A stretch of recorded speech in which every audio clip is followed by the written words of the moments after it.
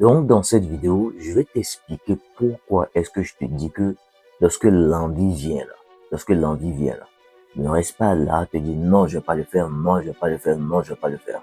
Je vais prendre mon temps, rentrer en détail pour que tu comprennes bien cela. Parce que lorsque tu vas comprendre cela, tu vas arrêter de comprendre bien comment est-ce que tout ça fonctionne et comment est-ce que tu peux bien agir dans la situation lorsque tu seras dans cette situation bien précise pour savoir mieux comment faire pour que tu puisses sortir de là, bro.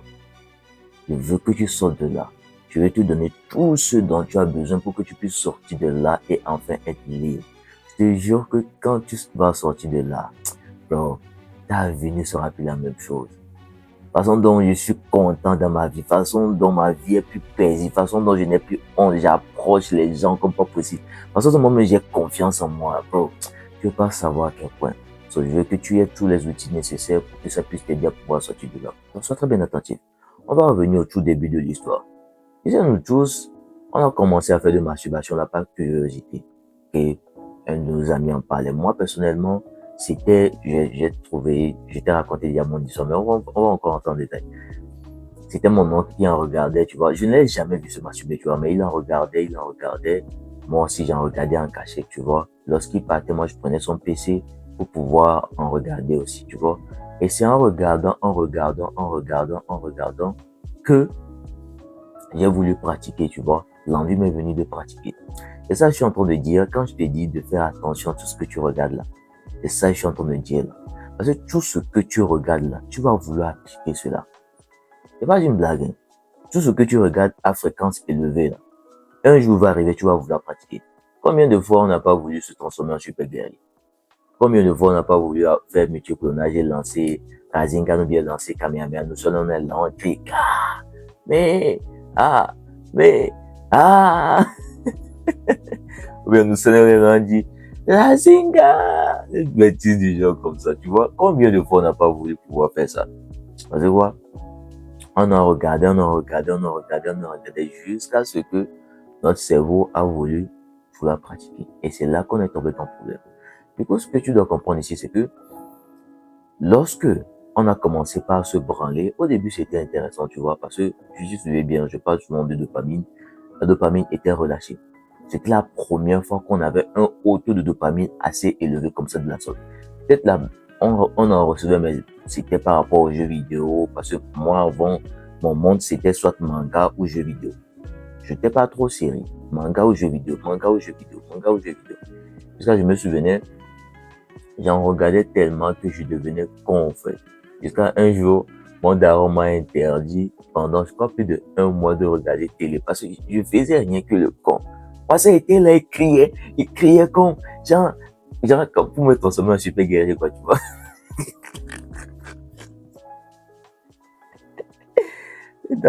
Daron me regardait et dit, non, petit là, il est perdu. Et qui? Mais tu sais que dans l'affaire là, un jour comme ça, il dit, il était en train de regarder DBZ et le daron a vu juste un seul épisode. Hein. Pendant ce temps, quand c'était sur RTDS qu'on faisait ça, je sais pas si tu as déjà connu l'époque où, quand on sort de l'école, comme ça là, tout le monde coupe parce qu'il y a Son Goku qui passe à 17h, faut qu'on revienne revoir, faut qu'on vienne voir ça, tu vois. Donc, une fois qu'il a regardé un seul épisode, le gars est devenu accro. À 16h ou 15h, le gars est déjà sur RTDS, déjà en train d'attendre. Bref, on revient à notre histoire, tu vois.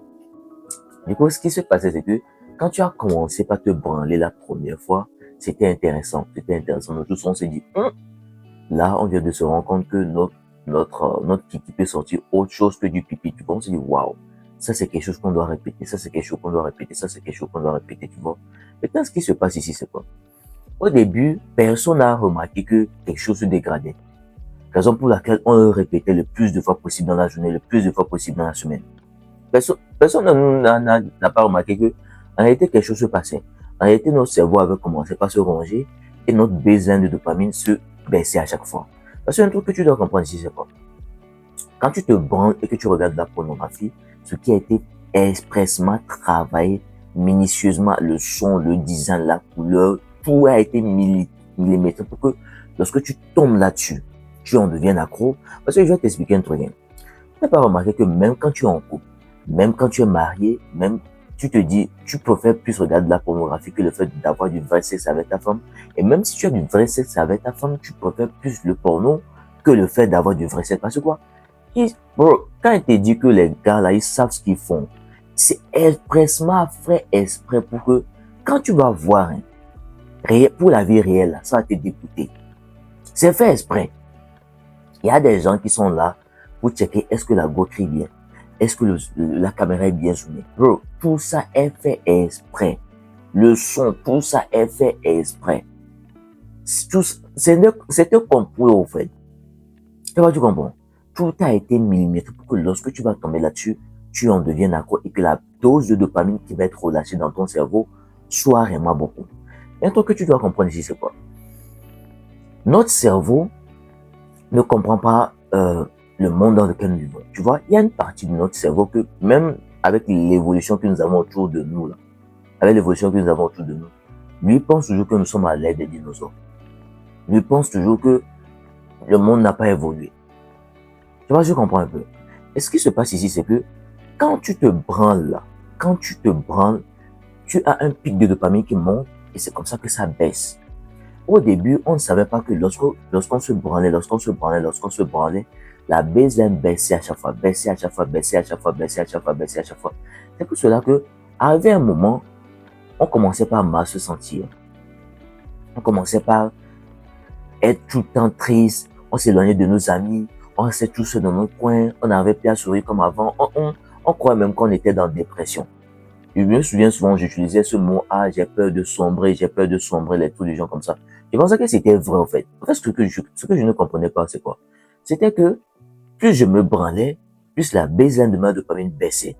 Et tout ce qui se passait ici, c'est que tu vas remarquer que, au début, c'est quand l'envie te venait d'aller te branler que tu te branlais. Mais à un moment, tu vas remarquer que, c'est quand tu te trouves dans l'ennui, l'anxiété, le stress, tu es dans l'angoisse, tu te dis, ah, je vais aller me branler pour me relâcher un peu.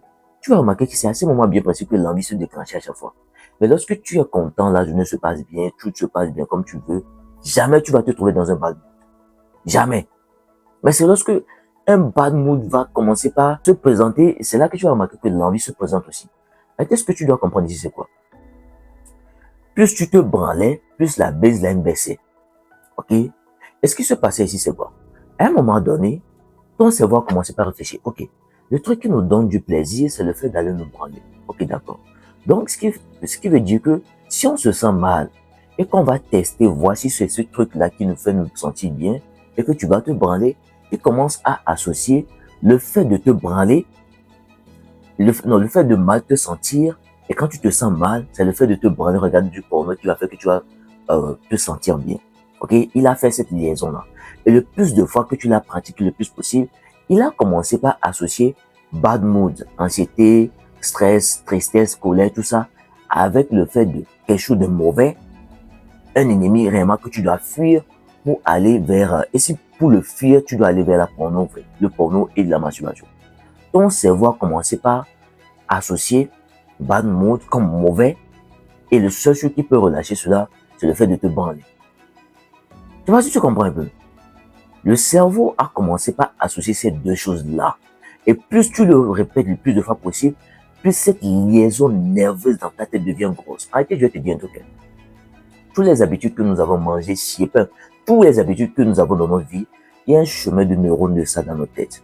Tu vois? Il y a un chemin de neurones de ça dans notre tête.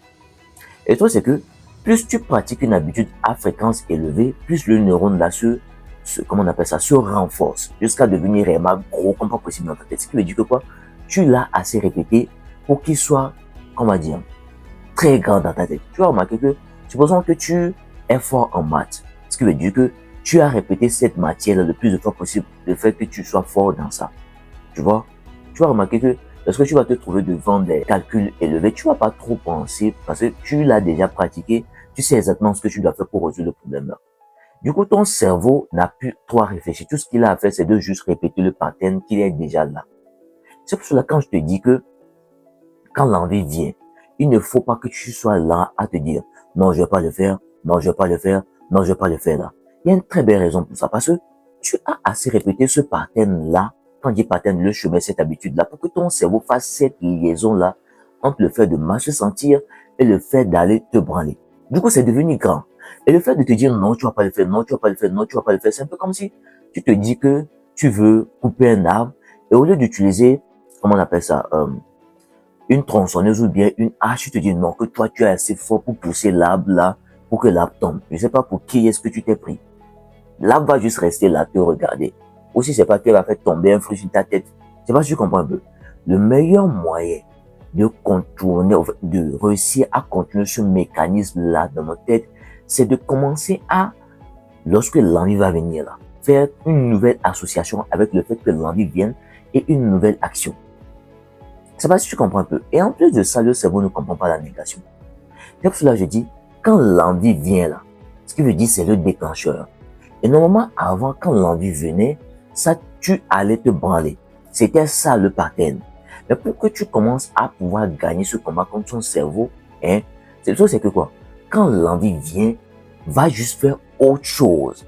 Parce que c'est de cette même façon que l'envie venait, tu allais te branler, que tu as appris à ton cerveau que le pattern de se sentir mal, c'est le fait d'aller se branler.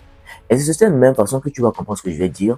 Lorsque l'envie vient, va juste faire autre chose. Pour que tu confirmes le nouveau pattern dans ta tête que lorsque l'envie vient, c'est le fait d'aller, par exemple, faire des pompes, lire des livres, prendre une douche froide, aller marcher. Mais le truc, c'est que la bonne nouvelle dans ces nouvelles habitudes que tu veux implémenter là, c'est que quoi? Plus tu vas pratiquer ces nouvelles habitudes-là, plus eux, ils vont remettre en forme ta baseline de dopamine, en fait. Alors que quand l'envie vient et que tu vas te branler, le problème ici, c'est que quand tu te branles là, la baseline de la dopamine va encore plus baisser à chaque fois, ce qui va faire que tu vas mal te sentir et ce qui va faire que tu vas encore plus te branler. Mais par exemple, si l'envie vient et que tu vas faire autre chose, tu confirmes avec moi que au fur et à mesure, l'envie va de moins en moins venir et le plus c'est que ta baseline va comment on appelle ça, va commencer par revenir à sa baseline normale. Parce que quoi? Tu ne te branles plus, tu n'as plus un haut pic de dopamine comme ça qui monte, tu as juste des petits pics à travers par exemple le sport, la salle de lire des livres, faire des choses comme ça. C'est pour ça que je te dis, hein, quand l'envie vient là, quand l'envie vient là, ne reste jamais sur place à te dire non, je vais pas le faire, non, je vais pas le faire, non, ton cerveau ne comprend pas la négation. Et ça, c'est être bête. C'est pour cela que je te dis, c'est un peu comme si tu te dis, tu veux couper un grand manguier et tu pousses. Ça va pas marcher. Le seul moyen, c'est d'utiliser une hache, une scie, pour que l'arbre puisse tomber. Lorsque l'envie va venir, là, bro, je sais pas ce que tu seras en train de faire, mais bro, juste va faire autre chose. Si tu es dehors quand l'envie vient, juste distrais-toi le plus de fois possible.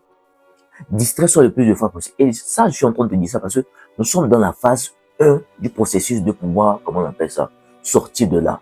Parce que le truc, c'est que, au fur et à mesure que nous allons évoluer, va falloir que tu apprennes à être à l'aise avec ces émotions-là. Parce que, bro, l'anxiété, le stress et toutes ces émotions-là, ce sont des émotions qui font partie de la vie. C'est pas le fait d'utiliser le porno et le fait de, comment on appelle ça, te branler qui va faire que ça va bien aller. Non. Il faut que tu apprennes à être à l'aise avec ces émotions-là. Mais sauf que la partie dans laquelle tu te trouves là actuellement, tu ne peux pas combattre ton cerveau. Et chercher à être à l'aise dans ces modes-là, c'est juste le fait de, tu n'es pas assez fort. C'est un peu comme si Son Goku, il est en mode simple et il se dit qu'il va battre, comment on dit ça, Jiren. C'est pas possible. Il va juste se faire chicoter comme pas possible. Le meilleur moyen ici, c'est quoi? Il doit fuir, aller prendre de l'énergie et revenir fort en mode ultra instinct, tu vois? Donc, ta première phase dans laquelle nous sommes en train de faire là, il faut que tu fuis les émotions là. Mais cette fois-ci, envers des choses qui sont bonnes, gym, livre, méditation, tout choix. Surtout l'entraînement va énormément t'aider. Parce que l'entraînement va t'apprendre un truc très important. Tu sais, quand tu te branles, tu apprends à ton cerveau à avoir de la dopamine rapide. Ce qui veut dire quoi? Il n'a pas à fournir de l'effort avant de recevoir du plaisir. Et tu sais, notre cerveau, il est accro à tout ce qui est plaisir. Et il va t'éloigner de tout ce qui ne va pas t'apporter du plaisir. Et maintenant, tout c'est que quoi? Quand tu vas faire du sport, quand tu vas commencer par t'entraîner, tu es en train de redesigner ce chemin dans ta tête que avant de recevoir du plaisir, il va falloir que tu fournisses de l'effort. Raison pour laquelle je te dis que bon, il faut que tu t'entraînes, il faut que tu ailles à la salle de sport, il faut que tu soulèves du poids. Et en plus de ça, ça va te faire bien te sentir au fait. Ça va changer cette image dans ta tête, ça va te faire reconstruire cette image de quelqu'un qui est Remadine. Regarde ça, bro. Regarde ça. Est-ce que tu penses qu'il ne va pas avoir confiance en moi? Ça ne veut pas dire que ta confiance en toi doit être basée sur le niveau de muscle que tu as. Mais le truc, c'est que quoi? Ça t'apprend le mindset du grind. Grind, c'est que quoi? Tu progresses. Au début, tu vas commencer, tu ne pourras pas soulever 100 kilos en même temps. Tu vas commencer petit à petit, être consistant, manger bien et apprendre au fil du temps que tu vas progresser. Je sais pas si tu comprends. Tout ça, ça t'apprend que quoi? Tu peux progresser, tu n'es pas une merde et que tu as cette capacité de quelqu'un qui peut avancer dans la vie. Le sport va énormément t'aider. Que ce soit la course à pied ou le soulever du poids. Surtout soulever du poids va énormément t'aider. Parce que plus tu vas soulever du poids, tu vas prendre du muscle, ça va changer cette image de peureux, de merde dans ta tête que tu étais en quelqu'un qui a réellement confiance en lui. Et en réalité, je peux te dire un truc. Nous sommes des animaux sociaux. Le gars qui a plus de muscles, qui est plus balèze et plus respecté. C'est comme il faut voir. Donc voilà un peu ce que j'avais à te dire. Voilà pourquoi il ne faut jamais confronter l'envie. Jamais. Jamais, jamais de la vie. Va juste faire autre chose pour que tu puisses reconstruire ce nouveau schéma-là et ainsi de suite. Tu vas te demander, combien de fois tu vas pratiquer ça, bro?